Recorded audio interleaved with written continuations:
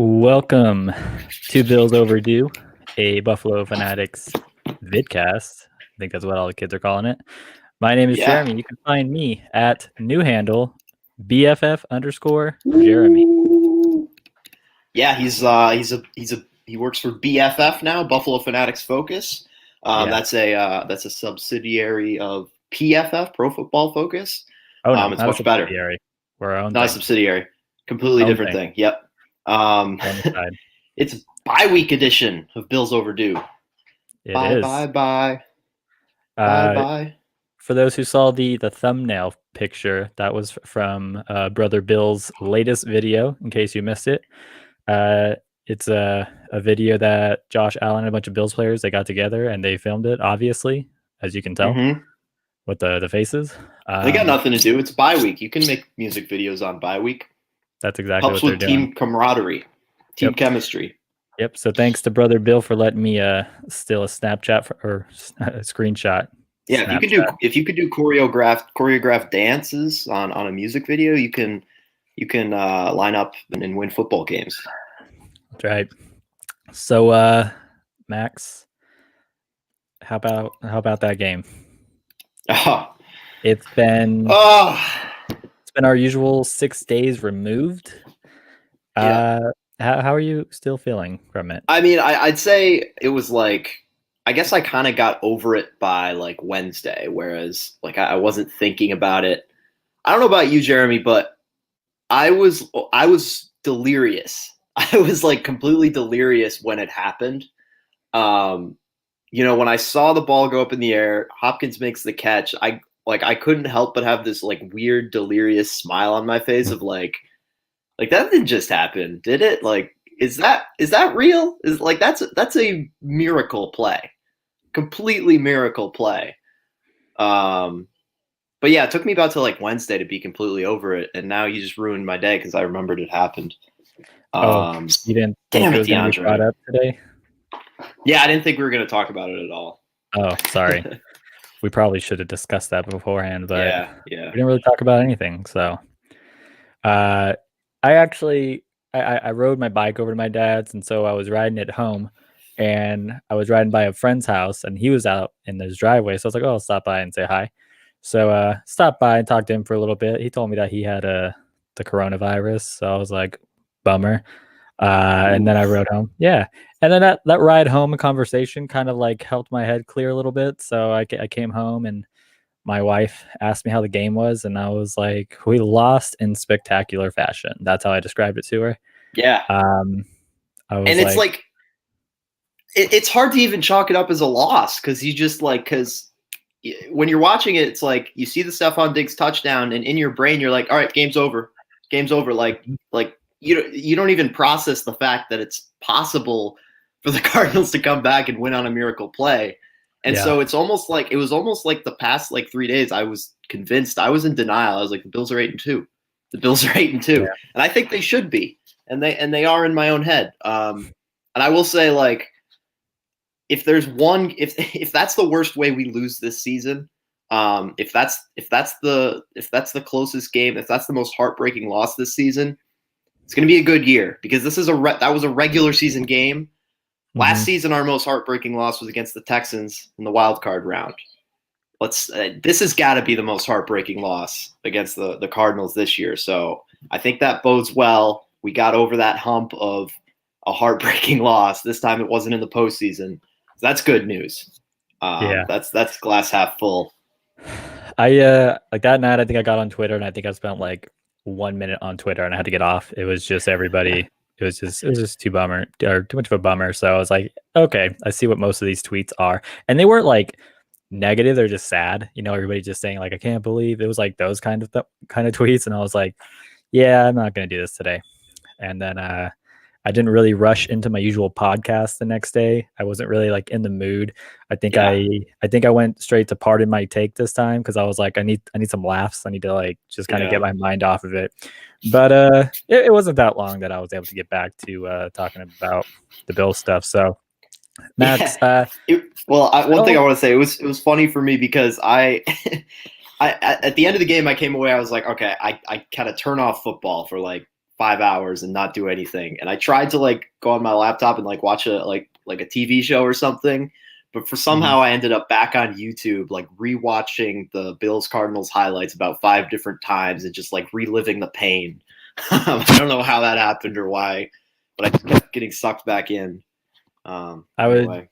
I want to kind of highlight the Maestro Shine mentioned Arizona fan posted a Reddit post about how great Bills fans are, so they got in the mix donating to Josh Allen's charity. Now we are at 670,000. So yeah, I saw that and I thought that was really cool about Cardinals fans. So I thought that was awesome.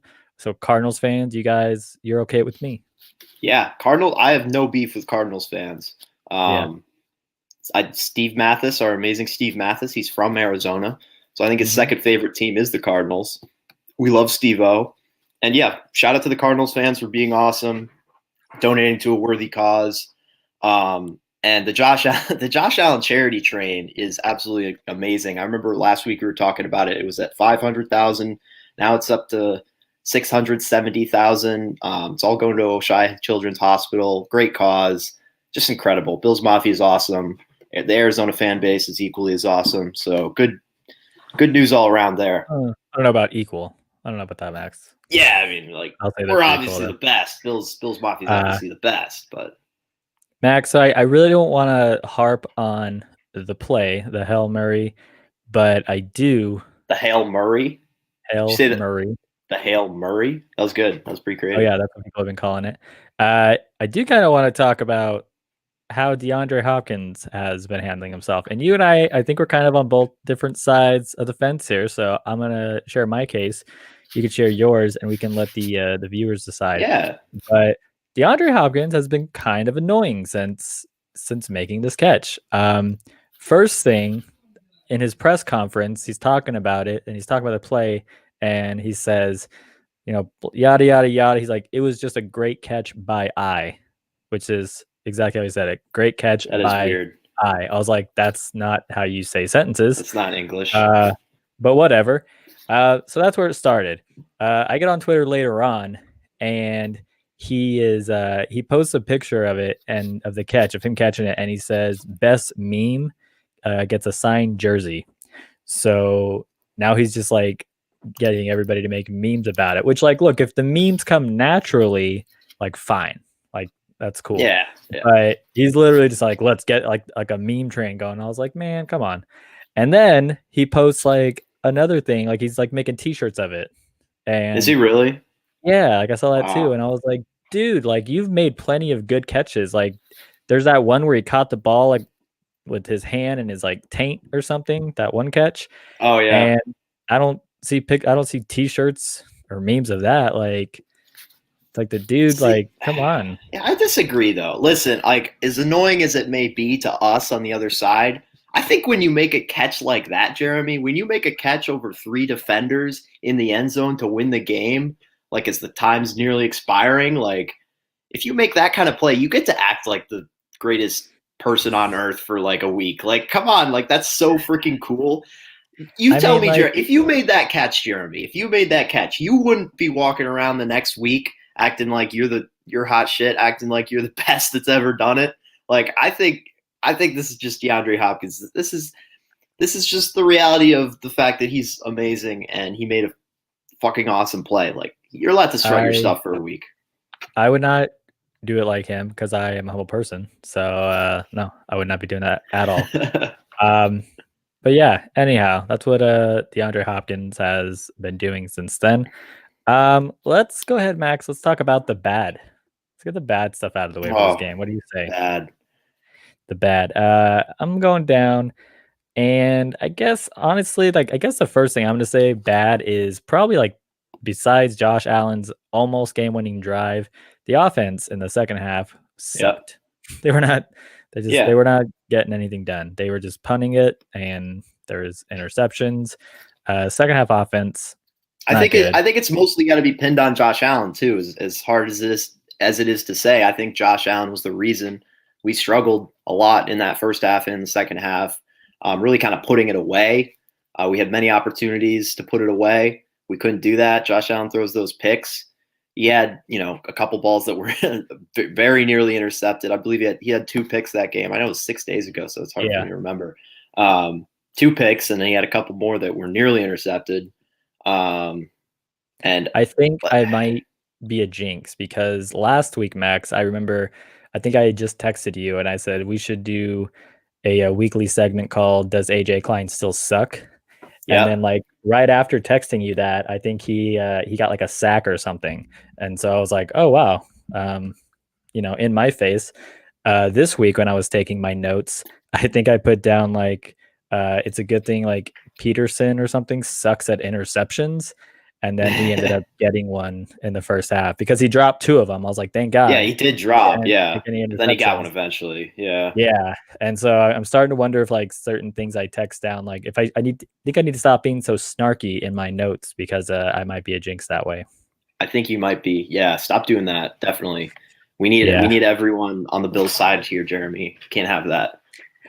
There was one play I hated. It was the Bills have been working in the screen game a little bit more this season. Oh yeah, We've definitely. seen it with John Brown a little bit. He's gotten a couple, but in the second half, like it's like 3rd and 10, and Dable calls for a screen, and like Josh Allen throws it to Diggs like 4 yards behind the line of scrimmage, and it just gets like blown up. I was like, what the hell are you doing? Yeah, that was annoying. That was something else that really stood out that I did not like. Yeah, I saw like a breakdown of that play. I think it was it might have been by the guy for the NFL Network, Brian Baldinger, I think. But he basically analyzed that play, and it was like I think the ball was intended to go to Gabriel Davis, who's kind of running like towards the sideline, kind of a deeper route. But it looked like Davis kind of tripped or something, and so Josh Allen was forced to take the check down there. But yeah, also Brian Dable, not his best game either. The whole offense wasn't clicking. After that amazing like Josh Allen touchdown catch, the offense decided not to click anymore, really. And again, third quarter woes. It's frustrating. It's frustrating. And speaking of third quarter woes, Max, it's not just our offense because Bruce Nolan, aka Bruce Exclusive, posted a stat earlier this week, and it was a defense. Our defense is like points allowed per quarter. First quarter, they allow like 3 points per first quarter, which is like second best. Second quarter, 6.8, which is 10th best. In the third quarter, our defense allows 7.6 points, which is 31st. So second to last. And it's a little better in the fourth, which is like 9.1. But so it's not just our offense in the third quarter, but it appears our defense is also not great. And it's also because our offense is putting our defense in bad spots because we're turning the ball over in the third quarter. So I think that's still, that's partly on the offense's fault. I would like to pull up this comment as a matter of debate from Kyle here. It says, honestly, our defense was worse this game. Need to tackle better. Tackling, I think, has been our issue, but like, I don't know if our defense was. I thought our defense. Yeah, I thought we were good enough. I thought we were good enough on defense. In the first half, our red zone defense was very good. Dane Jackson broke up a completion with him and Hopkins, and they had to settle for a field goal. They had to settle for like 3 field goals, like going in the first half. So yeah, they're letting them move the ball, but when they got into the red zone, I thought they were playing pretty well. And, yeah, it was a classic like bend but don't break type of game for the Bills defense, where they let them get down there in close, and then for some reason when they were in the red zone, our defense decided they played with a spark, and they were able to pin their ears back and get to the quarterback and force incompletions, and it was that was good to see. But I don't know why. There's multiple times where our defense, ended drives in the second half and was giving our offense the ball back, and then that one interception was on the very first play. Like the offense gets the ball back, and you're like, "Yeah, let's do this." And then the first play, Josh Allen throws an interception. It's like, dude, the defense just like went through all that to get you the ball back, and you're just like, it's not hot potato, man. I think that's what you thought. Yeah, it ain't hot potato. So we got to talk about. I want to talk about the awesome. Actually, do we want to keep going through the bad? No, I really don't have that much more bad. I want to jump the gun. We talked about the catch. We talked about the offense, how not great they were. I really don't have anything else bad to say. Yeah. We can move on from the bad. Brian Daboll, one thing I just want to say, Brian Daboll, is he going to get those head coaching offers, do we think? Because I don't know. Maybe. I think he might. I think he might because just the body of work improvement on this offense and Josh Allen, that's gonna a lot of that's gonna be credit to Brian Daboll, whether he's worthy of it or not worthy of it. And certainly, his creative play calls have worked, and we'll get to that. But I don't know if Daboll is going to be a leading candidate to be a head coach next year. I put this under bad, but it's almost like bad for the Cardinals, good for us. So this will be my last bad. It's like a segue. Yeah. Arizona gets the ball back with 4.5 minutes left, and the way they've been running the ball, I'm thinking like just run the ball, run the clock, and they probably have this game won. They had like a 3-point lead. Yeah. And for some reason, Cliff Kingsbury calls for 2 passing plays back to back, and they're both incomplete. And I was just like, why are you passing the ball? Yeah. Like, just run it, like run out the clock. And they passed it twice. That's the only reason that Josh Allen drive happened. Yeah.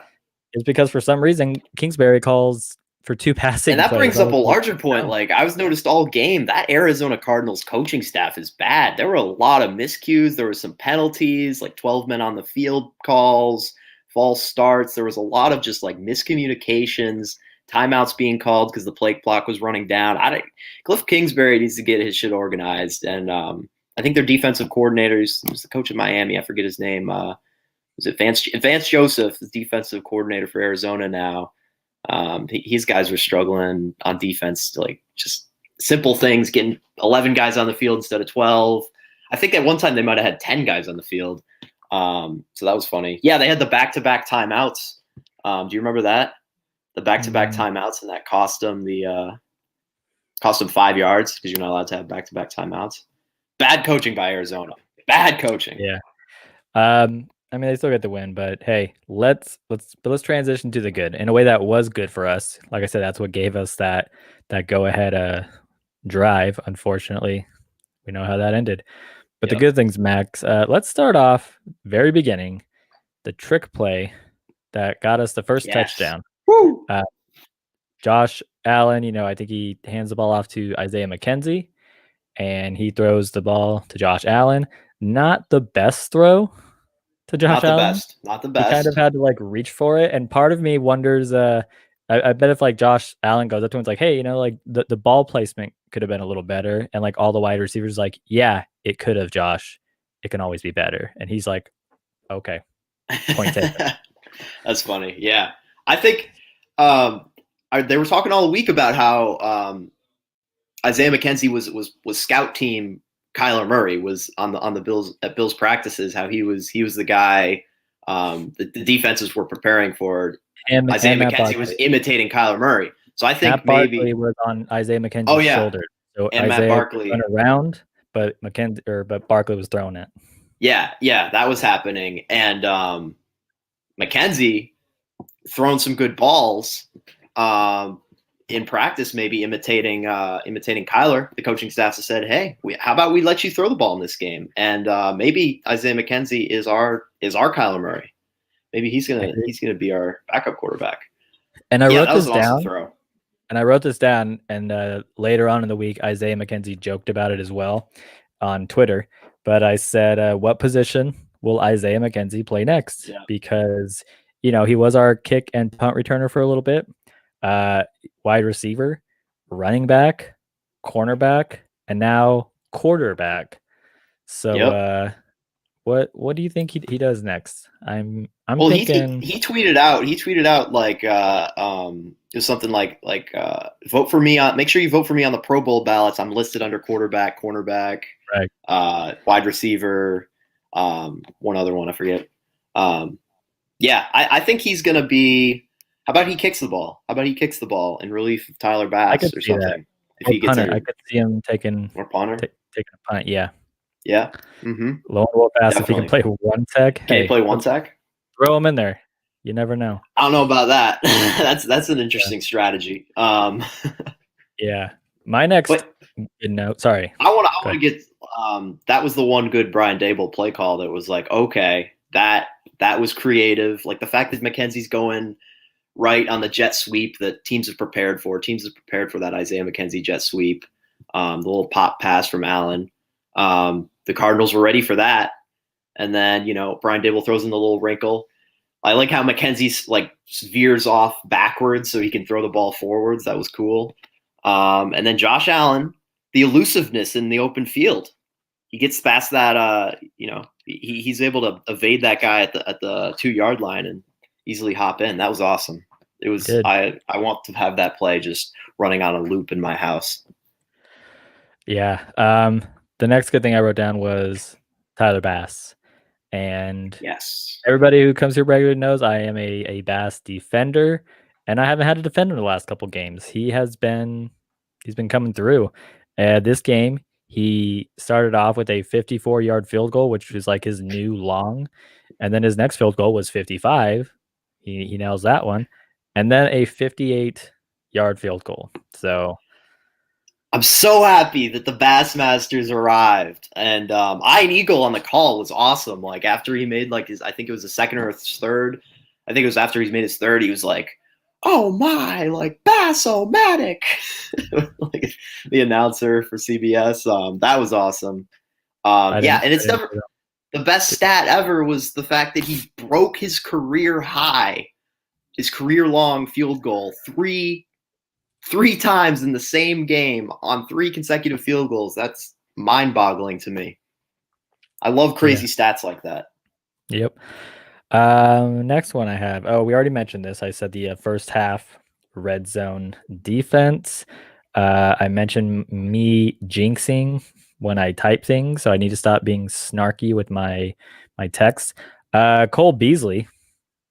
I mean, where do we start with him? That one-handed catch that he had. I think we got to start off with his swag, because I don't think we've really mentioned this. When he's on the sideline and he has his helmet off and he has his hair like in a bun and he's got it, he's got shaved on the sides. He looks so freaking cool. Like I want to be that guy's friend.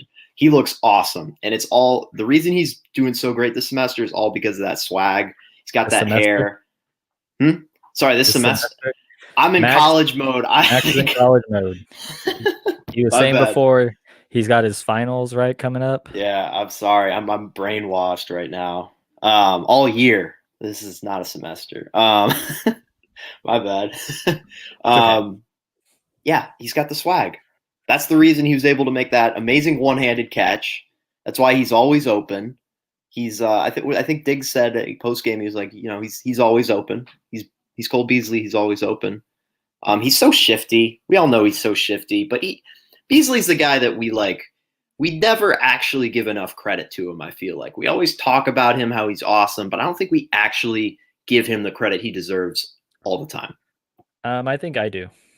I think you do. I think we do. I think us two together, but the rest of Bills Mafia doesn't. Yeah. So we'll pat ourselves on the back. Everybody else, you need to be better. Mm-hmm. And I put that down. I wrote media needs to be better to Cole Beasley. Absolutely. Any other goods? I mean, obviously that touchdown pass with Stephon Diggs. Yeah. Awesome. Josh Allen being clutch is another good thing. Just like let's not wash over the fact that 99 out of 100 times the Bills would be 8-2. Like this was another captain clutch Josh Allen fourth quarter winning drive, even if it wasn't a fourth quarter winning drive in the end. Like that was awesome. He was methodical. Thank God. Listen, Cole Beasley did bail us out with that amazing one-handed sideline catch. I think that was on third down.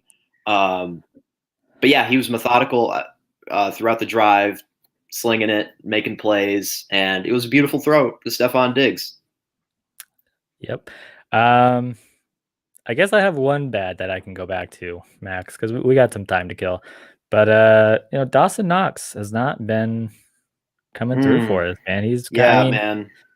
I know he's been dealing with some injuries and stuff, but he is. If we're going back a little bit, I got to say something bad. Dawson Knox, not doing a whole lot for us. Yeah, and I'll I know we talked like in the preseason kind of, or before the season kicked off. I think we were saying like we were comparing Dawson Knox to Tyler Kroft, And I was saying that like Dawson Knox is the tight end you want because he's like badass and he's got personality and he looks tough. Whereas And he Tyler doesn't Kroft, wear sweaters. he doesn't wear sweaters to picture day like Tyler Kroft does. Tyler Kroft looks like, he just looks like a boring vanilla guy that's not very cool and is always awkward to talk to, awkward small talk with Dawson, or not with Dawson Knox, with Tyler Kroft. He doesn't seem very, very enjoyable to me. But I got to say, I think the roles might be reversing because of what's happening on the field. I think Dawson Knox is getting lamer. He's getting very lame. And Tyler Kroft is getting kind of cool. He's getting kind of cool for us. He's pretty dope, actually. Yeah. Except when he I remember it was the Jets game, like when he catches the ball in the open field and he's so excited that he caught the ball that he stumbles over his own feet. He pulled a Daniel Jones just running and fell. He's like, oh shit, Josh Allen threw it to me this time instead of all the amazing wide receivers. How did I deserve this? And then he has a brain fart and he falls on the ground. I wonder, just this makes me think, is if we're going to see another Deion Dawkins touchdown this season.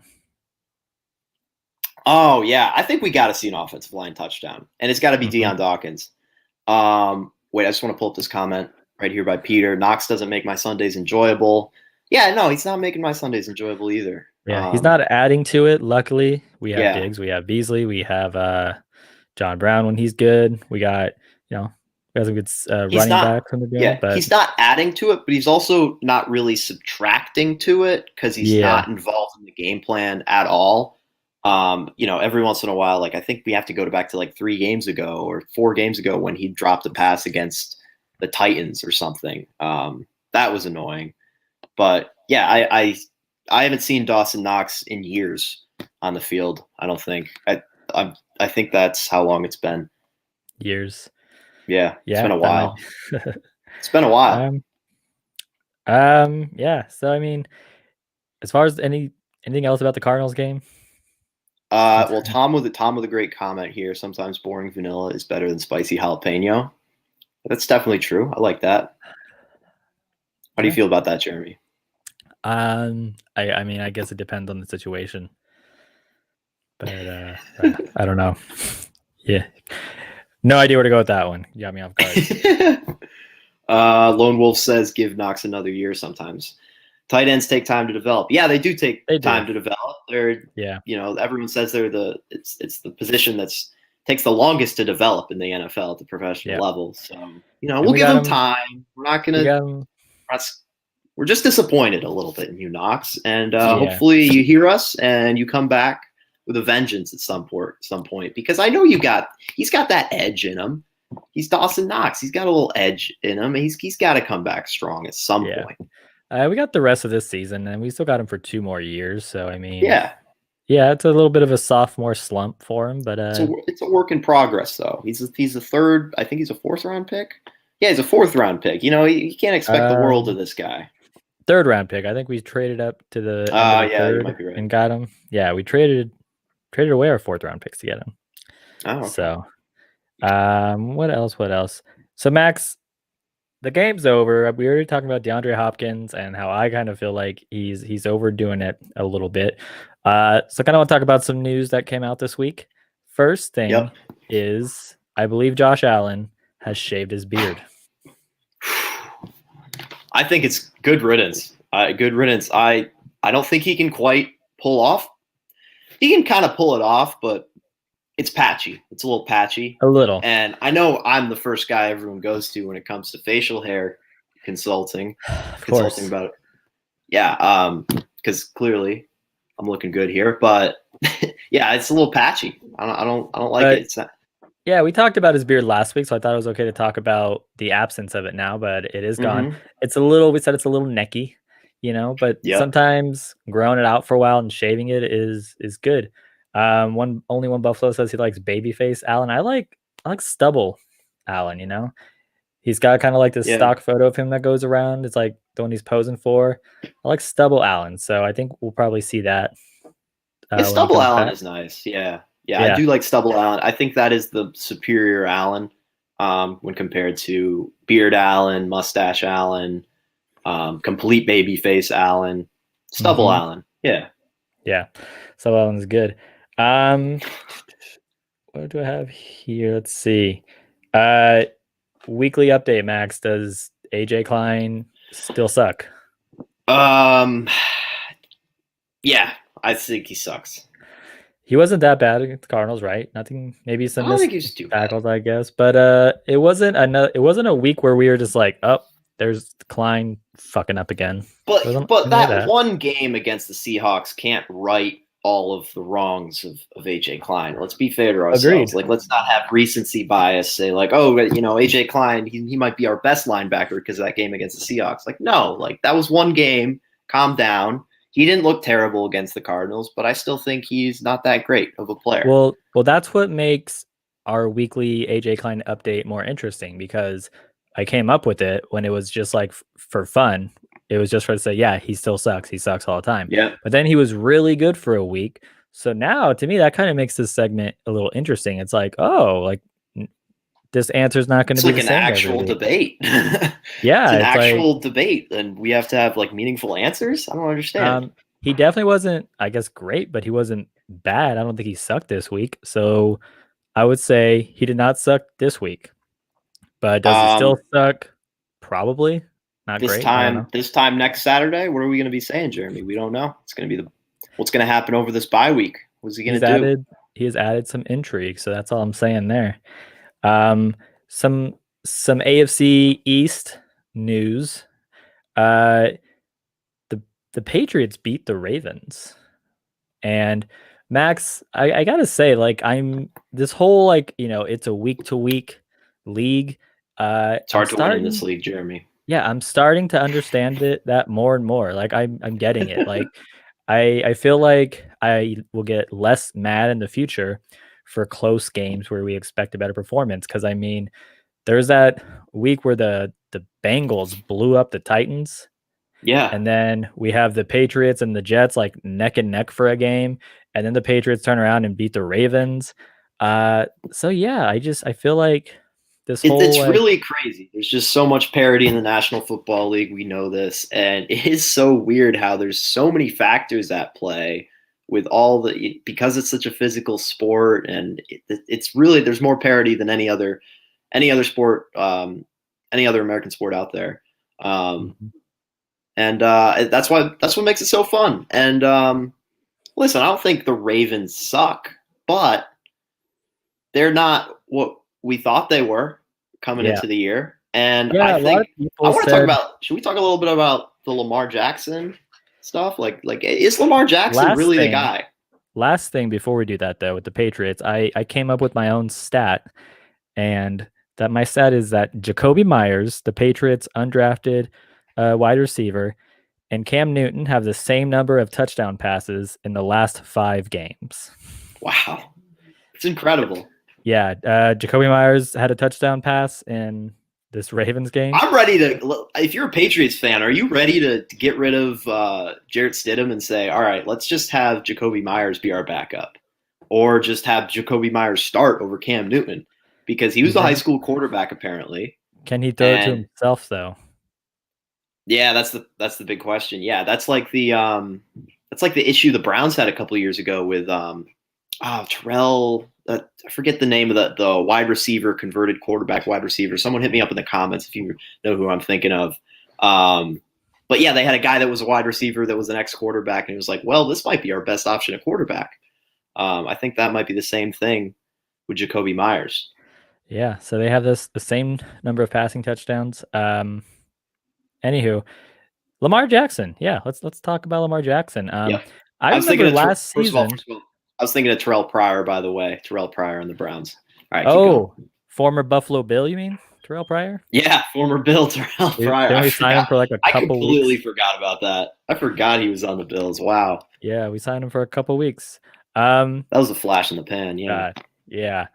Anywho, was he the one who, or was it Jones who caused like that interception against the Bears, because it was thrown low and they tried to like shovel it up and they just like threw it up to a receiver? Yeah, I think I blocked out that Bears game. Yeah, that was bad. What are you talking about? That was Peterman's best game. It was the first game that I think he started and finished, and the only game that he started and Wow. finished. Yikes. We love Peterman. Last year, people smarter than me were saying that, the Ravens, they had a good offense, but is it like sustainable? Is it something they can keep up that other teams won't eventually figure out? And this year kind of seems like that might be the case. It's I like, think Dak Prescott still has more passing yards than Lamar Jackson this season, or at least he did before that last game. Yeah, and like it's almost like it's getting to be more reminiscent of like the Colin Kaepernick 49ers, where it was a huge breakout success the first year, and then slowly year after year it started to not work as well. And I don't know, we overreact to everything in this league. And when the Ravens jumped out to the number 1 seed last year, we were like, this is the new era of football. This is Lamar Jackson's league now for the next 10 years. I pumped the brakes because I don't think it is. And it could be the same type of situation that happened with Colin Kaepernick in San Francisco or Robert Griffin III in Washington. Obviously, that situation had more injuries involved with that, but I don't know. I don't think you can sustain it. Funny you mention that because Robert Griffin is their backup. Yeah, that's true. Yeah. They're like, never mind. Some interesting stuff going on in the comments, Max. It looks like we got a Dolphins fan joining us, and let's talk about the Dolphins. They've won like 5 games in a row now. Yeah, they are on fire, and I'm scared. I'm officially scared. And the Dolphins fan, Mr. Rodrigo says, bye week Dolphins. They're gonna be 7-3 as well as Bills. Finna be 7-3, like a fin, like a dolphin fin. Nice. Finna. And you know what, Max? I don't think he's wrong. I don't think that is a hot take at all.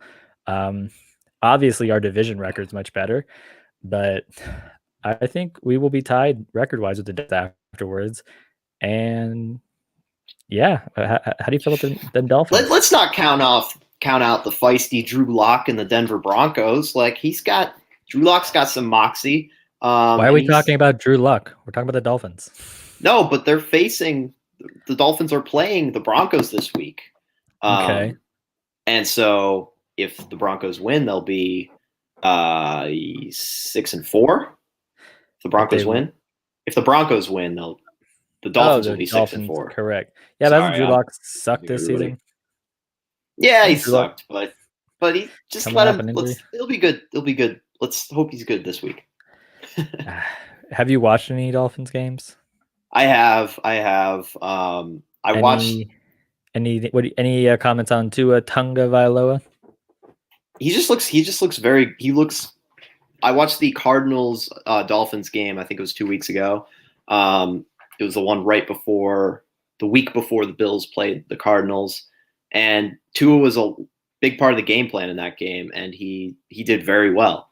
Obviously, like the week before that, he was kind of thrown in to the game plan against the Rams, and the Dolphins defense won that game for Tua. Tua didn't have to do that much, but Jared Goff went up to Tua and said, "Don't worry, I got this." And he helped him out a lot. Yeah, he definitely helped him out a lot. He's like, "I'm a turnover machine today. You just have to not be ass. Don't be cheeks, and this game is yours."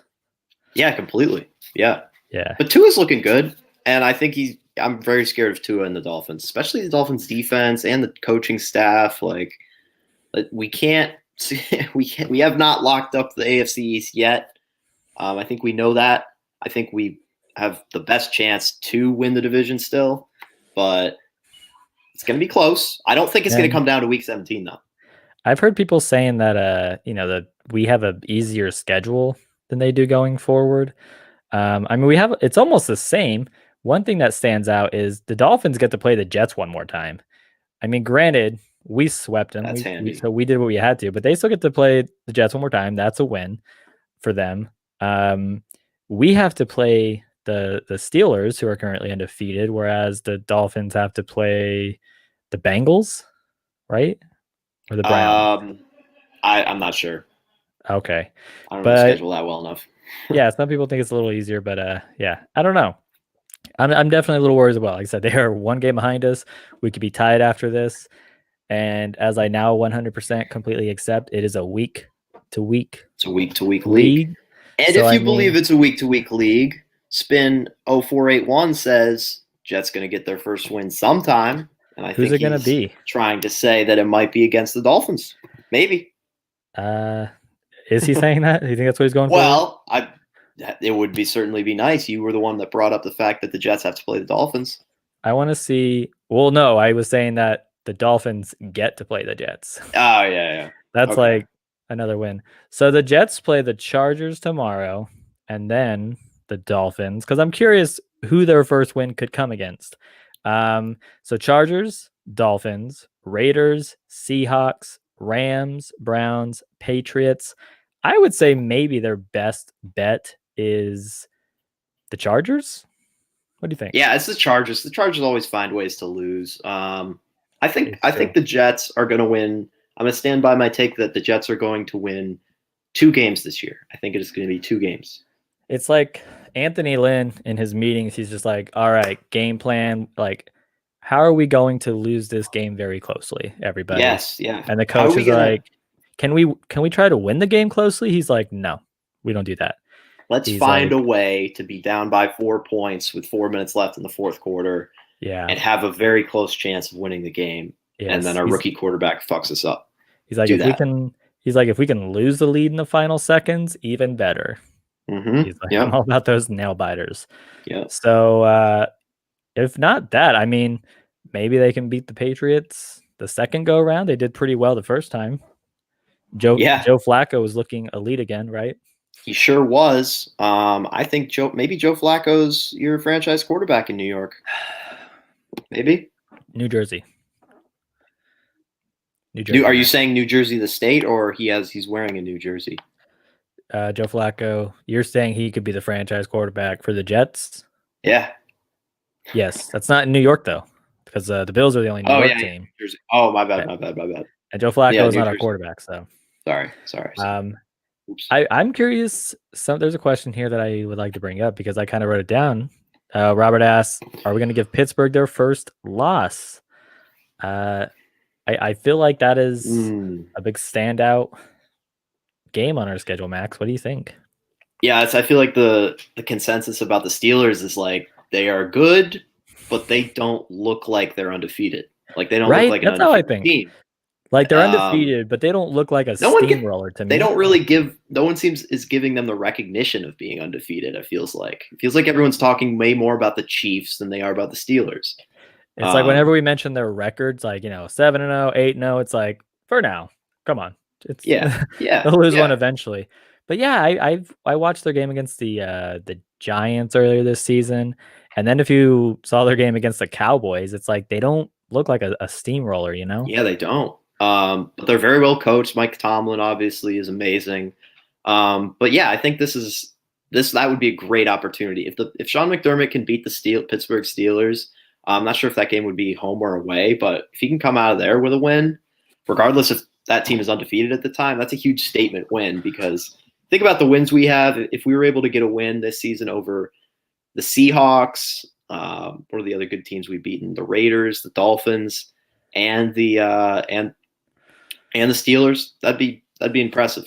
That'd be very impressive. The Steelers game is a home game for us. Okay. Which I hope so, because we played at their stadium last time. I figured it would be home. Oh, yeah. So we get to play them at home. And I mean, I feel like that's both sides of the ball, if both sides of the ball for us are just good, if we see our good offense and our defense is just fine, I think we can beat the Steelers for sure. Yeah, I think we can beat any team. We're clearly capable of hanging tough with any team. Now it's just the factor of putting it all together for all 4 quarters. And I'm just gonna say more footballisms like that. Pin your ears back, get after the quarterback, play for all 4 quarters, 60 minutes.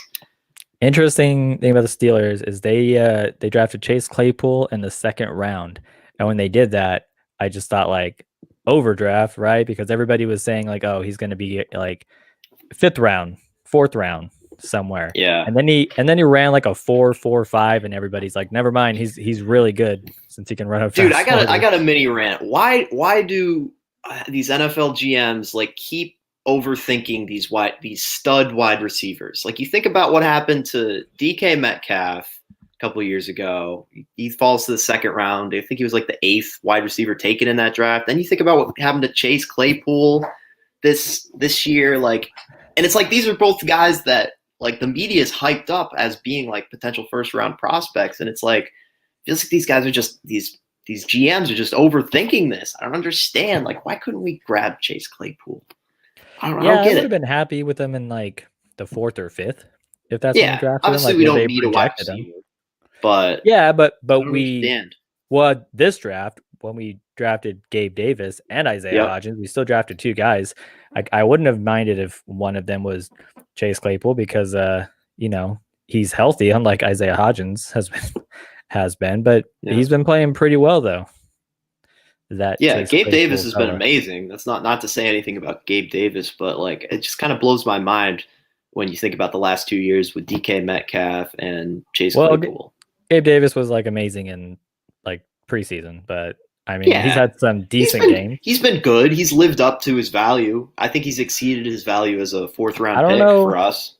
I don't know how many times I've seen people this season say, "Oh, John Brown's out. This is Gabe Davis's game. He's gonna blow up," and he does like nothing. That's true. That's fair. But there's always one of those like every week. Some people think that, but I mean, I guess he just needs a little more time. But yeah. Forgot where we were going. We were talking about the Steelers and Chase Claypool. Look, this is a bye week, so we might be getting into our comment section a little bit early. So please feel free. Max, I do have an update on another stat that I put together. And this is something that I've done before. So this is my second installment, and it's kind of like my NFC East update. We talked about them last time. The NFC East is currently 10, 26, and 1 combined. And it's hilarious. It's a very bad one, but 8 of those 10 wins have come against each other. Oh my gosh. That's what I think is so funny. That is wild. Not only do they not have a lot of wins, they're the worst division easily, but 8 of their 10 wins have come against each other. Now, what I think is interesting, I did this a couple weeks back, but I compared the total wins in the NFC East to the total wins in the NFC West. Could you pull up the NFC West total wins and compare those numbers potentially? Because I remember I did it like 4 weeks ago, and it was like 9 wins to 18 or something. It was ridiculous. So you want to compare the wins between the AFC East and NFC East? Okay. So we are at NFC the Bills East and Dolphins. NFC West. The Bills and Dolphins are 7-6, so that is 13. Plus I meant compare the NFC East wins to the NFC West. Oh, NFC West. Sorry, NFC. My bad. NFC West. This obviously we did not plan. This is sorry. It's actually very similar. So the top 2 teams have 7-6 wins, which are 13. Another 6 for the Cardinals, so that puts them at 19, and 4 for the 49ers, so that is 23. So 23 wins and 16 losses. 23 wins? 23 and 16 versus 10, 26, and 1. Wow. Which ties, who cares about ties? 10 and 26. 23 wins in the NFC West compared to 10 wins in the NFC East. That is crazy. That's insane. And for those of you that are, still upset with the Cardinals, that's fine. They did lose to the Seahawks on Thursday night. Yeah. They almost had the opportunity to win the game the exact same way. It was like the final seconds, the Cardinals had the ball, but didn't work out this time. This time, it ended the way our game should have ended. It ended with a sack on 4th and 10. Yes. Would you hope ours happened? Would have been nice. But yeah. Ed Oliver was so close to getting to Kyler Murray there. But technically, the Rams are a little bit ahead of the Cardinals right now because they have one less loss. They're 6-3. Cardinals are 6-4. So if the Rams can win tomorrow, the Cardinals will be in 3rd place in their division. Yeah. And then I guess we're Rams fans for the rest of this season and hope that the Cardinals can't even get a wild card spot. Yeah, let's hope for that. Because we're petty, right? Yeah, we're petty as fuck because that was a stupid win for the Cardinals. That was so dumb. Thank you, Cardinals fans, for jumping in on the Oshai's donations, but we're still very upset, and I'm not gonna apologize. It would have been so nice. It would have been so nice, Jeremy, to sit down this week on Thursday Night Football and turn on the TV and be like, "Hey, see those two teams? See those two very good teams in the NFC East, or not teams, two teams in the NFC West? We beat both of those teams." Would have been so nice to say that, but we were unable to say that. We were robbed of that joy. And we had to say, "Oh, we went 1-1 against those two." Like, that's not cool to say. You know what? We're definitely going to be Rams fans because on Monday night they play Tom Brady and the Buccaneers. So go Rams. I'm a Rams fan that night. I like the Rams. I like the Rams because we beat the Rams. Also, we're 2-1 against the NFC West. How many people actually like that's pretty damn good. If you told me that we were going to be 2-1 against the NFC West like midway through the season, before the season even began, if you told me that, I'd be like, okay, I'll take it. I'll take that 100 out of 100 times. Like, that's awesome. All we got to do says they only donated because they stole a win. They felt guilty about it. I don't think they stole it, but I mean, hey, they stole it. They stole it. Before we even took the lead, they stole it, Jeremy. That's a miracle play. They stole it. It's a miracle play. But it happened, all right? But they stole it. Even when we took the lead on that Josh Allen drive, I was thinking we didn't deserve to win this game because the offense was playing so bad in the second half. No, I was being negative. I mean, I was going to take the win. We deserve to win the games where we're up by that many points with like 30 seconds left in the fourth quarter. We deserve to win those games. But we didn't. Oh. There's sorry, I brought it up. We're not talking about the Cardinals game anymore. I didn't mean to bring that back to you. Okay. So it's bye week. Let's get some discussions going. What do you guys want to talk about going into the bye week? Max, I understand the bye week, but I hate it. I wish I could watch the Bills play every Sunday all the time. I hate the fact that I don't get to watch them. What I don't understand about my own brain when it comes to the bye week is during the off season, like if there's say like 4 weeks to go before the kickoff of the NFL season, I'm like, okay, only 4 more weeks. And it's like a week before the start of the NFL season. It feels like football's already begun to me because I'm like, okay, it's so close. The anticipation is killing me. But when bye week hits, it's like, wow, it's been forever since I've watched the Bills play football. It's like it's only a 2-week stretch. But yet my brain is still like, what's going on here? This is ridiculous. I've been waiting for 84 years to watch the Bills play football. What if, like, instead of a bye week, you just let those two teams all do like steroids? So, and they play each other all on steroids. So It's like all the teams they don't get a bye week, but at one point in the season, they all get to do steroids and be better. And maybe. What? So we're back. We're back to 16 weeks, and you don't have to worry about bye weeks. Everyone just gets a week where they get to take drugs. How about they just put for our entertainment, take like CFL players and put them in Bills uniforms and put the same names and numbers on the back of their jerseys as the actual NFL players, but like have them play a game and like we'll just be tricked into thinking that like we'll know it's CFL players, but we'll be like, oh, it's football. We can like pretend it's like the Bills playing, even when it's none of the players that we know. Yeah, I agree. I think that's a good idea. I think that's better than your PED idea. Yeah, that could probably have some negative repercussions in the long run. I just thought of it off the top of my head, and I'm not going to take it back. I'm going to keep it out there. So there you go. At least you're willing to keep it, to roll with it. Max, I saw recently that Twitter is considering a dislike button or even like an upvote, downvote kind of thing, like Wow. Reddit does. And I was Okay. instantly kind of into this because I just thought of like the people who post awful football takes, like someone who's just like, yeah, Josh Yeah. Allen's still inaccurate. It's like you no longer have to ratio them. You It's can just like true. just dislike it. And then that person, instead of getting all those comments and think, oh wow, I really generated discussion, they can just get all these dislikes and be like, wow, I guess I'm pretty stupid and I shouldn't post stupid things. I like that a lot, actually. Yeah. I would like it too. What would it look like? Because you have the heart button already, so you got to like move that over and then add what would be like the dislike Yeah, I button. don't know. Maybe I like don't think a it's possible. They'd have to move too many things. what if it was like that a red circle with a line through it, and it's like you could hit that instead. It's like no, Yeah, yeah. this isn't good. Nope. Don't like Don't it. want it. Don't want it.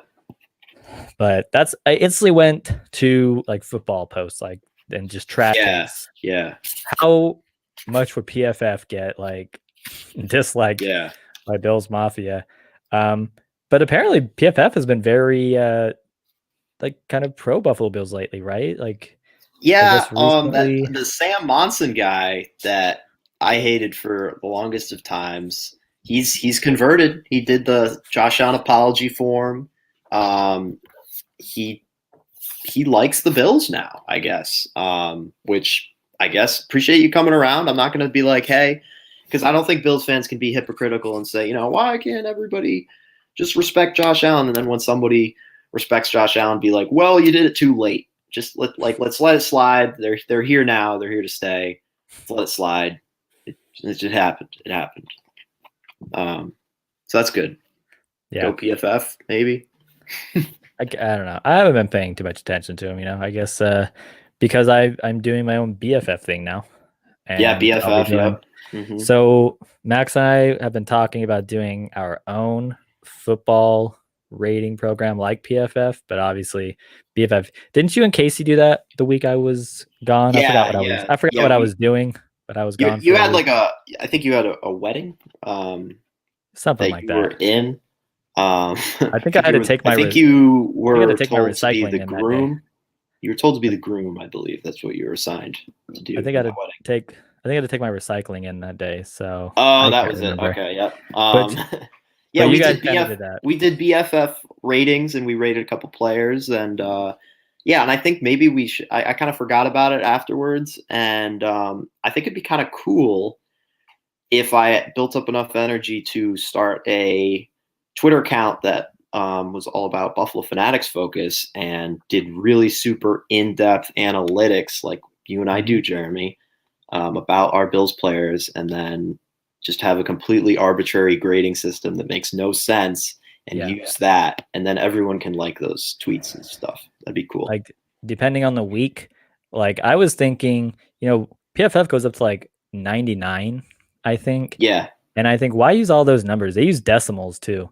Like like this person's a 68.4. Like how do you seriously determine where that 0.4 comes in? Exactly. Like that's stupid. Too many numbers. So your idea was out of 7. Yeah, so 7. 7's perfect. And I guess you can do 7.5. Right. My idea was binary. So 0 for bad, 1 for good. So it's just 1s and 0s. So just keep it simple. Because we don't have brain space to have like 50%. Like the 7 would be black and white, good or bad. I would. It depends on the week. I think some weeks I would just do like B-. Like this person gets a B-. This person gets a 5. Yeah. This person gets 2 out of 4 cupcakes. This person gets a little helmet sticker on their helmet, like in college football. Yeah. Like this person gets 3 crocodile tears. Yep. And I think that's bad. This one gets a rabbit's left foot.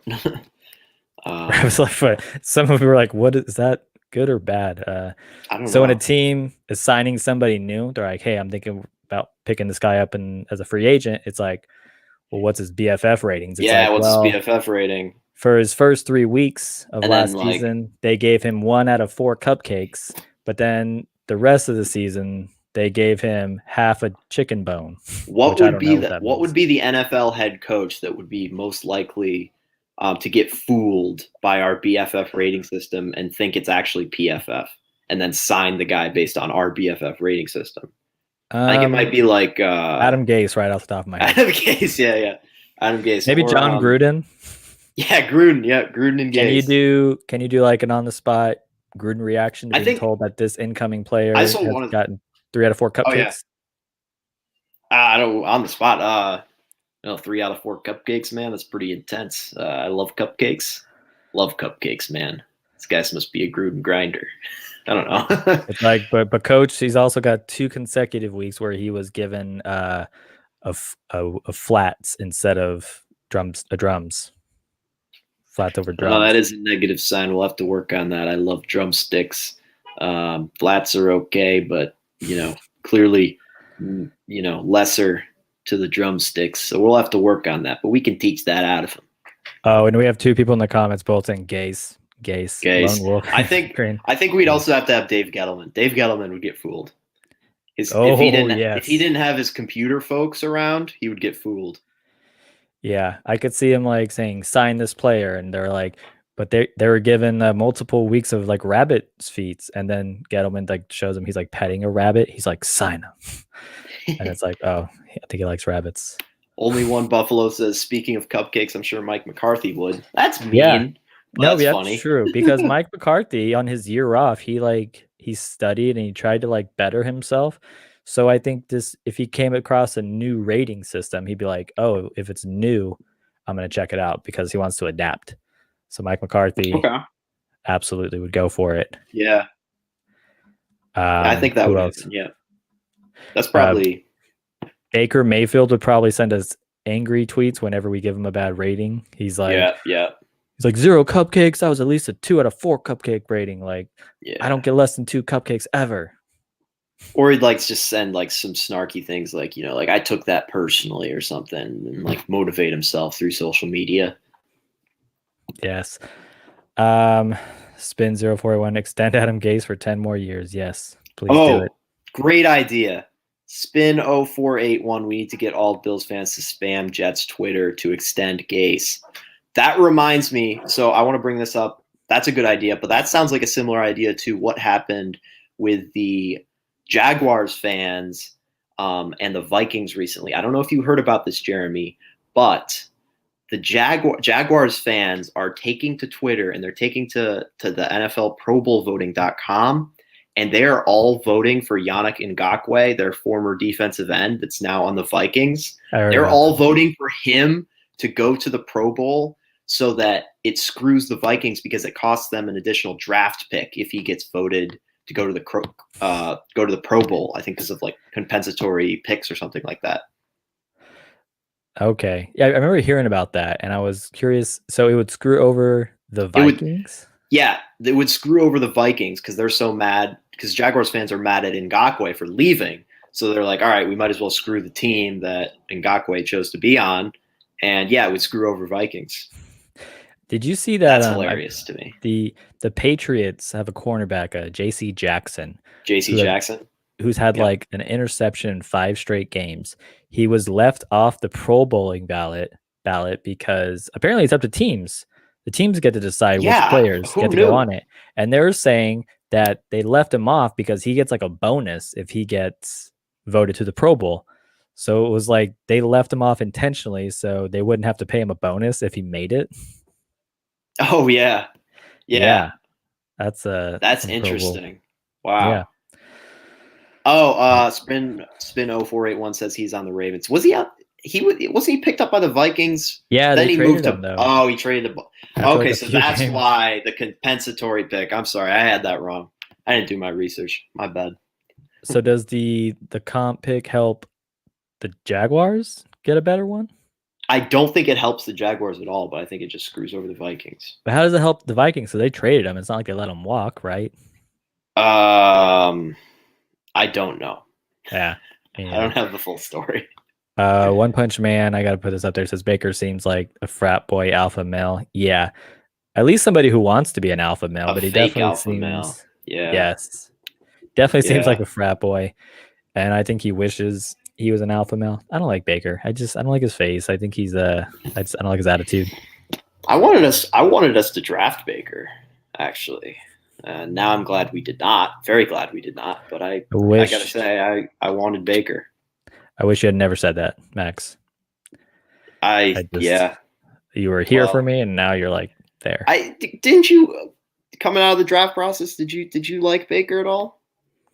I don't really care. I didn't think it was that great. I was like, for me at the time, I was very like, I was not as a little more naive towards football. I didn't care for Baker because I looked at his highlights, which I know they're just highlights, but I like to look for like, very impressive plays. And whoever put like together Baker's highlights was just him throwing to wide open receivers, and I was like, this doesn't really get me. I thought everybody else looked good. I liked Rosen, Darnold, Allen, and Lamar Jackson. And I watched a lot of Lamar Jackson because I thought if we stayed at like 22 or wherever we were, I was like, he's probably going to be like available to us. I didn't anticipate us trading up to like 12 and then 7. So I was like, if we're going to stay low and, Allen, Rosen, Baker, and Darnold go, I was like, Lamar was probably going to be like the more realistic choice. So I watched a lot of Lamar and I was like, I like him. I was like, he's very entertaining to watch. But no, I liked almost everybody. I didn't really have a reason to hate any of them.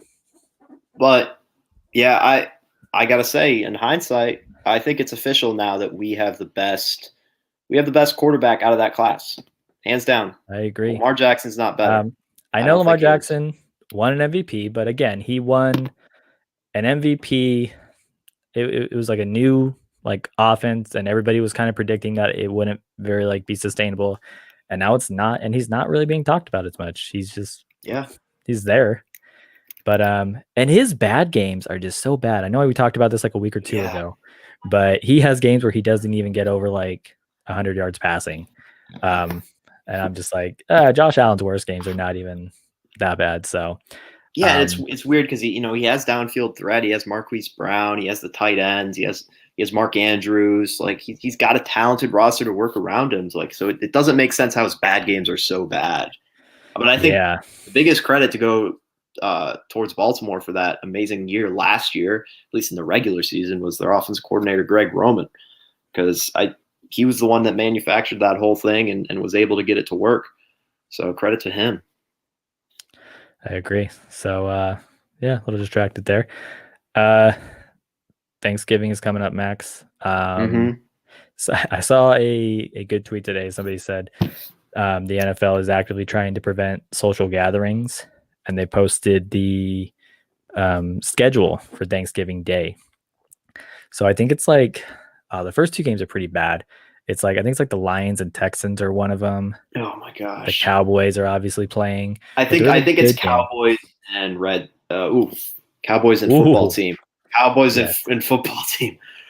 Cowboys and the football team. Don't want to ruin Thanksgiving.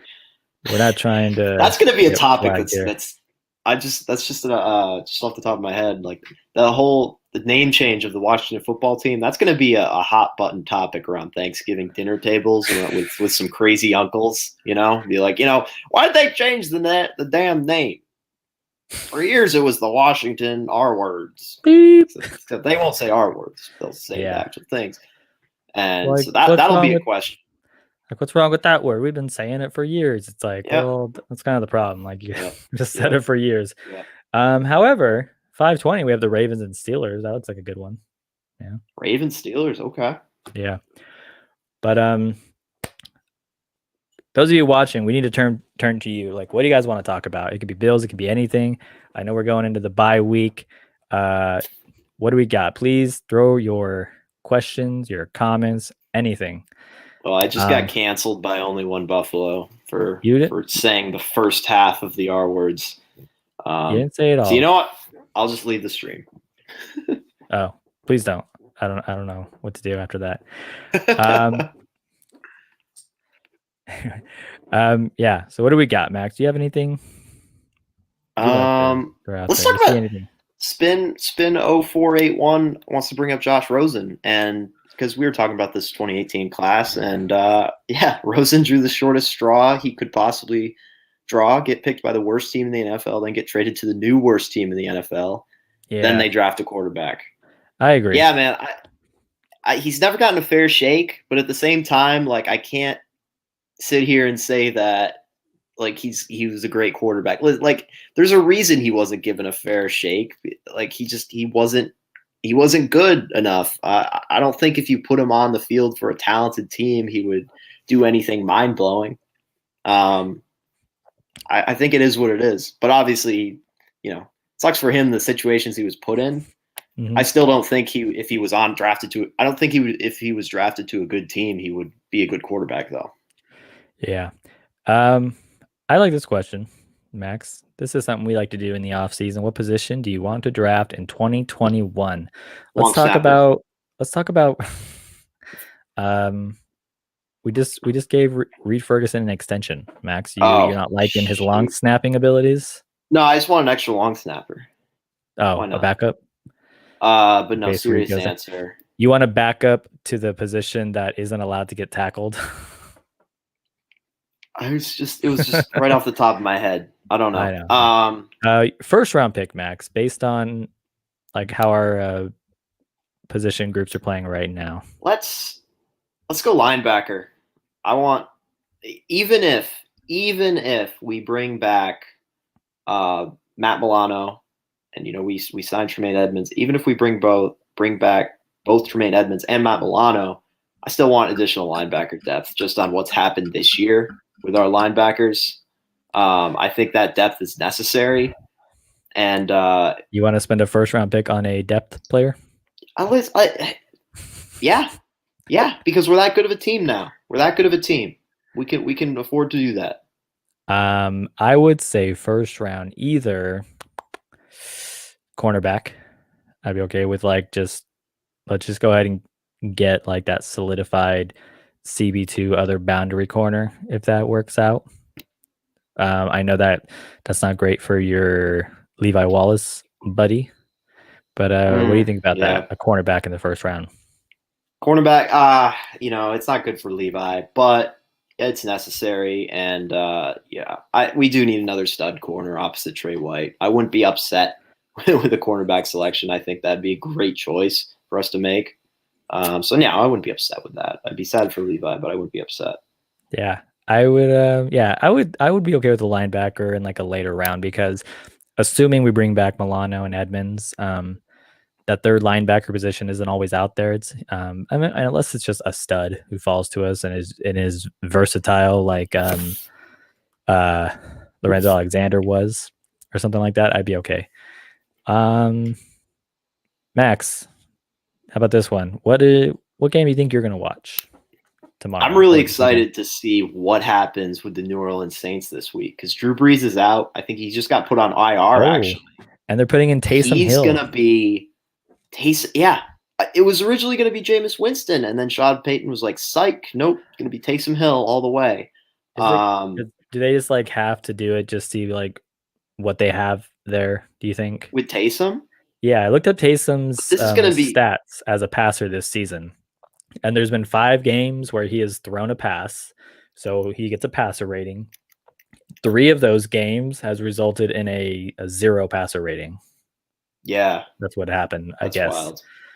I don't know, but they paid him money, and even Taysom Hill keeps saying, "I want to be a quarterback." So, you think they just got to say, "Let's just put him out there so we can say we did it, so we'll know."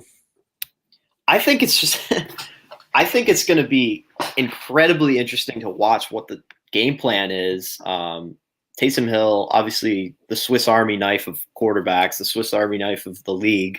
Like, I am surprised they didn't go with Jameis Winston, because I love Jameis Winston, but obviously, you know what you're going to get in Jameis Winston. He's going to throw 3 touchdowns and 3 interceptions in the game and throw for like 1,000,000 yards, but he's going to cost you the game at the end. I'm surprised they went with Taysom Hill, just because it's going to be so bizarre to watch, seeing how often they throw the ball, what kind of crazy creative formation Sean Payton does. Like, if you're disappointed the Bills aren't playing football this Sunday, like I am, and Jeremy are disappointed, you should it's 1 p.m. Falcons at Saints. That's going to be crazy to watch. It's going to be interesting football to watch, see how they use Taysom Hill. I'm looking at the schedule right now, and Titans and Ravens could be a good one. Yeah, that'll be a good one. I guess I would watch the Dolphins because I am curious how they actually I'll watch the Dolphins. I haven't actually watched the Dolphins game, and I would like to see how it actually goes. Yeah. Packers and Colts could be a good game. I think that could be a good game because the Packers came off they had a very disappointing performance against the Jaguars. They came out with the win, but you expect to blow the Jaguars out of the water, you would think, and they did not do that. And then the Colts are like week sneaky. Yeah, week to week. What's going to happen? The Colts have a good defense. Phillip Rivers is just that football's getting a little too heavy for him. Yep, they can run the ball. Quentin Nelson's amazing, and the Colts beating the Titans on Thursday Night Football. That was fun to watch. I was very pumped about that because I was like, okay, now we're because that's huge for the Bills in terms of seeding. So that was awesome. How about this, Max? Lone Wolf asked, do the Bills need a dome for doing a new stadium? No? No. I would like in the elements. I would like a stadium with a retractable roof. I think that's what they should do. So if a blizzard is coming, they can at least close it for a little while so they don't have to, so it doesn't just cover the entire field. I'm sorry, that blizzard game with the Colts and the Bills, that was not a fun game to watch for me. I was watching it on TV. I didn't think that was a fun game. I didn't really care for it. Wait, which game? Sorry, which game did you say? 2017, the Colts and Bills, the blizzard game. You didn't enjoy that game watching that game? That game was so fun to watch. Are you kidding me? They couldn't even make a field goal from like 30 yards out. It was so crazy. It was 14 to 7. It was it went to overtime, man. Yeah, it was awesome. I didn't think it was fun to watch. It was so cool to watch. Let me know. That's a cold take. That's a cold take. Let me know in the comments if I'm wrong. I didn't enjoy watching it. It wasn't Spin fun. says that's what makes it more fun. It was so insane. The 6 inches of snow. No one could do anything. It was hilarious. I was laughing the whole time, but also on the edge of my seat because it was so crucial for the Bills to make the playoffs. Obviously, we get into the playoffs that year because of that game. It was so awesome. Calvin Benjamin caught a touchdown. Nathan Peterman threw a touchdown. All sorts of crazy shit happened in that game. It was not awesome at all. Deontay Thompson caught a deep ball from Davis Webb. That was cool. That was crazy. Let's think about the things I just listed. Calvin Benjamin caught a touchdown. Nathan Peterman threw a touchdown. Nathan Peterman gets knocked out cold. Not really cold, but Davis Webb has to come into the game. Davis Webb throws a deep ball to Deontay Thompson. All those things happened, and the Bills won. And Sean McDermott called a timeout. Or no, Sean McDermott chose to punt the ball with 4 minutes left in overtime in the fourth quarter at like midfield. And it was basically like asking for a tie. It was the stupidest shit ever. Oh, but it was still awesome, somehow won. But it was awesome. But it was so cool. It was so awesome. All those crazy things happened. There's well over 50 people in here, and only 2 have gone out of their way to agree with you. Hey, but the 2 that have gone out to agree with me, Spin 0481 and the Honey Guy, both typed in all caps. So that means they liked it extra. How about this one? Ryan says Mitch Morse getting paid to get hurt. I brought it up because I want to talk about Mitch Morse. I disagree about him getting paid to get hurt. This is his first injury that he's really had this season. Last season, I think he maybe got hurt at the end of one game, but he was back. But how about the Mitch Morse not playing on Sunday despite being healthy? I was listening to people who were saying, they think it was because it was his 5th concussion. He's a little older. He's like, 28 or something, 27. And they're saying they probably just wanted to give him like some rest. But like McDermott answered in such a way that just created so much drama. Max, like, what do you think? Yeah, it was again McDermott getting too cute with the offensive line. I think I don't understand what that was about. If he was still hurt, just make him inactive. I don't understand why he was active. Yeah, obviously he was cleared, not playing. It doesn't make sense to me. He was cleared, but maybe he was something with him. They're like, but more time could be better. But they said offensive line is going to be determined. It's going to be a week-to-week decision. McDermott said something along the lines of we felt that we had momentum with the group we had out there last week. We want to continue that momentum, see what we've got. And he's like, oh, we'll reevaluate this week, as McDermott always says. But yeah, I don't like it. Like, I don't understand. I'm sorry. He's the guy we're paying. You made him the highest paid center, and now you're going to act like, he may not start at center. Yeah, Like, I don't get that move. Just say, and it sounds a little bit like what happened to Quinn Spain. Let's not let a Quinn Spain situation happen again. But Mitch Morse was playing well. Mitch Morse was playing well before he got here. Like, there's no reason to just be like, no. Like, I thought that was dumb. No reason at all. He's getting too cute. I don't like it. Ronald here says, as a Dolphins fan, the Bills are not going to make it past the first round in the playoffs. Well, that's mean. I don't like that at all. What? Maybe we can. The Dolphins aren't? This Ronald, Dolphins fan, said the Bills. He's a Dolphins fan. The Bills are not going to make it past the first round. But you're saying we're going to make it to the playoffs, though. Thank you. Yeah, thanks for that, I guess. I mean, we already know we're going to make the playoffs, but come on now. Dirty Randy says he's permanently in concussion protocol. Not true. He got through it in a week this time, and he was cleared to play. I think they made him healthy because we had a lot of O-line injuries against the Seattle Seahawks. So part of me wondered if they were just worried about that happening again. So they kept him dressed, and they said, if we need you, because I guess Ryan Bates could be the third string center if something happened to Feliciano. But that he's almost that's it, I think, after him, except Ty and Secchi.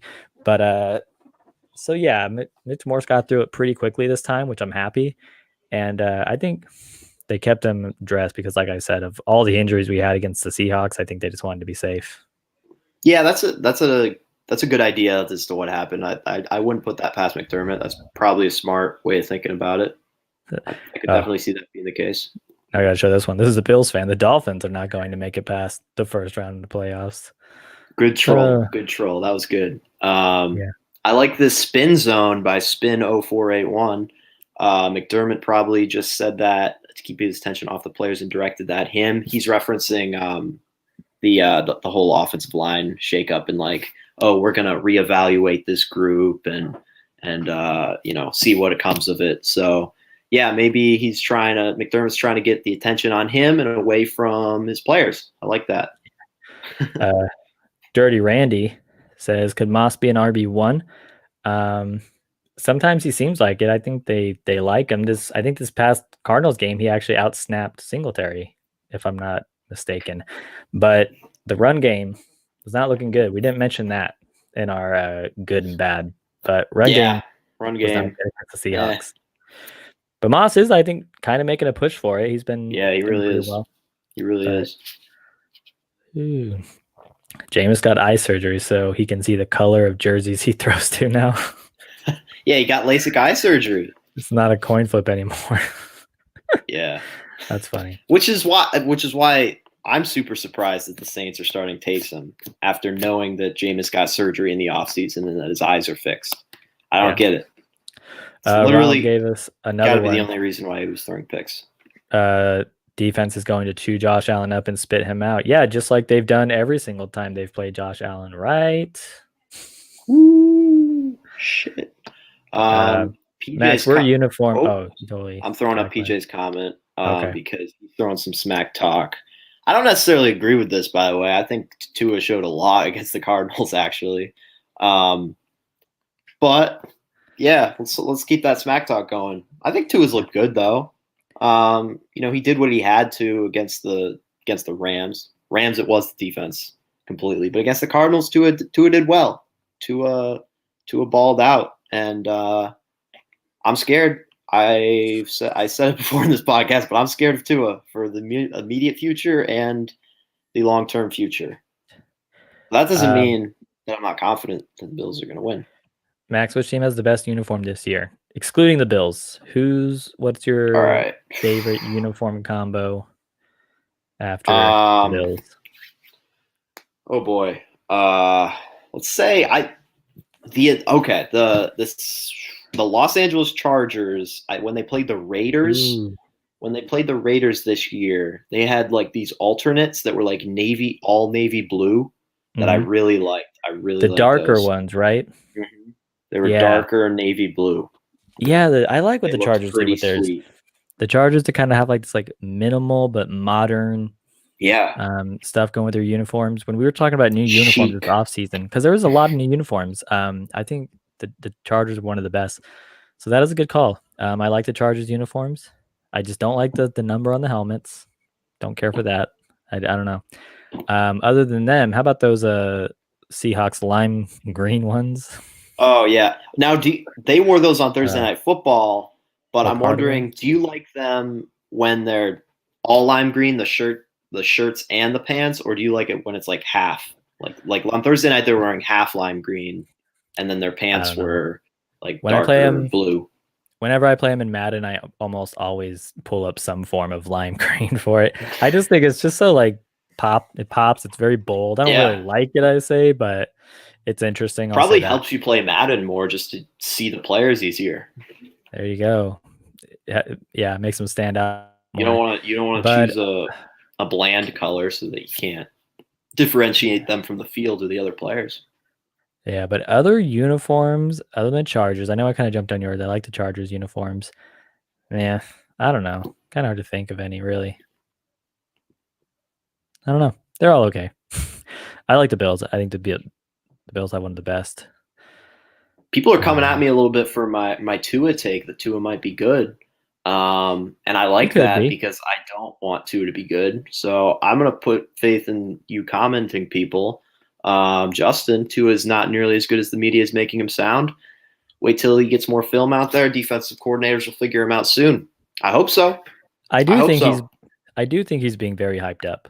Yeah, I think you're right. I think that's part of I get it. He's a first round pick. He had a terrible injury like his last year at college. So it's like you want to see him bounce back.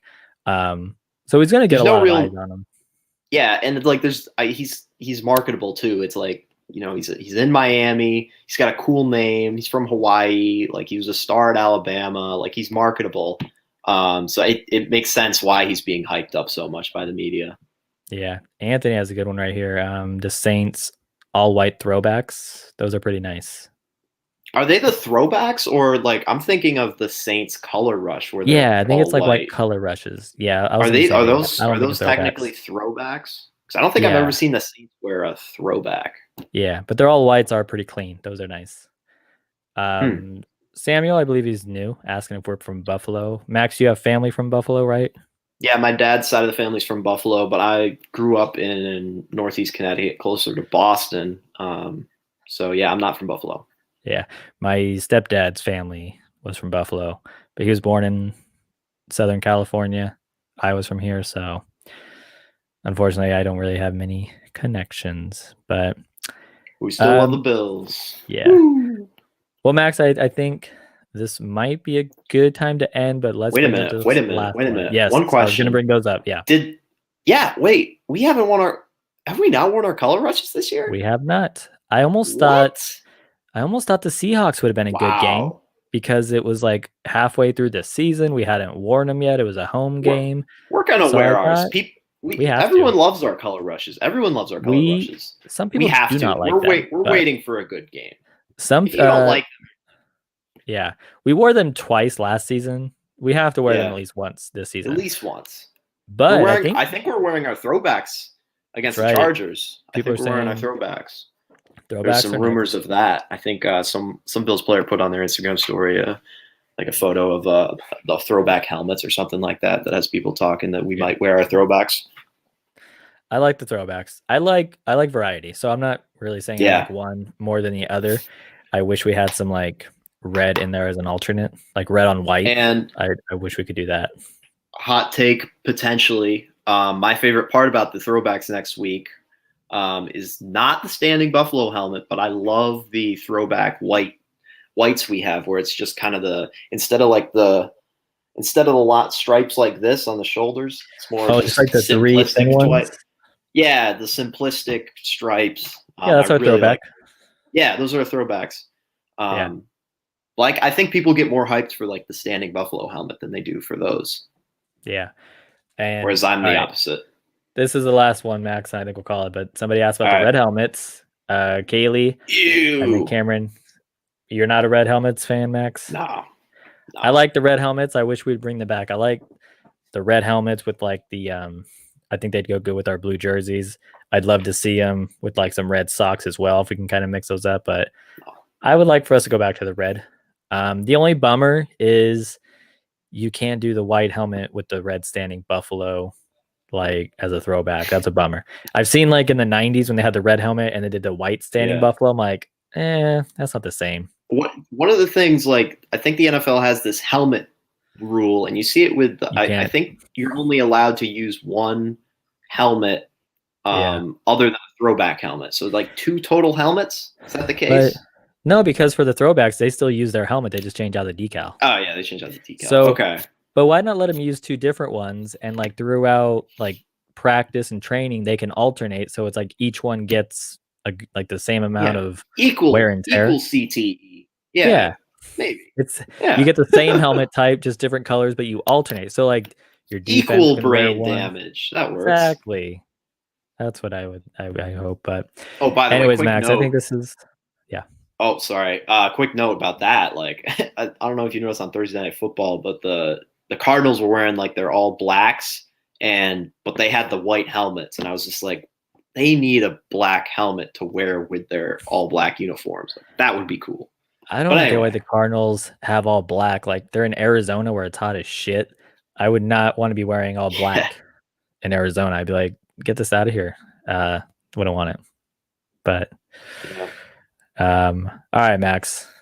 I think this is a good time to end it for today. Thank you guys. Thank you guys for coming. We're going into a bye week, so might not be the most exciting show, but shout out everyone for showing up during the bye week. Thank you so much, guys. Appreciate you. Yeah. Thank you guys for being here. We'll be here a week from today to talk about our reactions to our Chargers game and whatever else we decide to come up with. But thanks again. We appreciate all of you for sticking around on a Saturday, late afternoon, early evening. My name is Jeremy. You can now find me on Twitter at BFF_Jeremy. Look out for those BFF grades coming at you. And you can find me on Twitter at Cinco de Maxo. And make sure to follow us on our vidcast Twitter handle, Bills_overdue. Yes. And go Bills. Go Bills. Whoops.